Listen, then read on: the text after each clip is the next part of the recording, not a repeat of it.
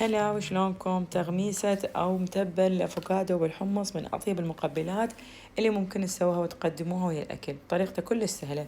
هاي هي المكونات اللي راح نستخدمها.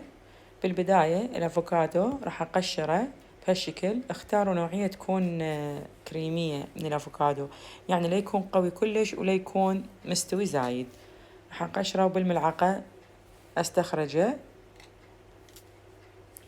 وأخليه بمحضرة الطعام من ثكير، وأضيف عليه حمص مسلوق أو معلب، وأضيف عليه معدنوس قليل أو كرفس، عصير نصف ليمونة، رشة فلفل أسود ورشة ملح ورشة زيت زيتون، ورح نضربه بالمحضرة لحد ما يصير عندي القوام بهالشكل كريمي.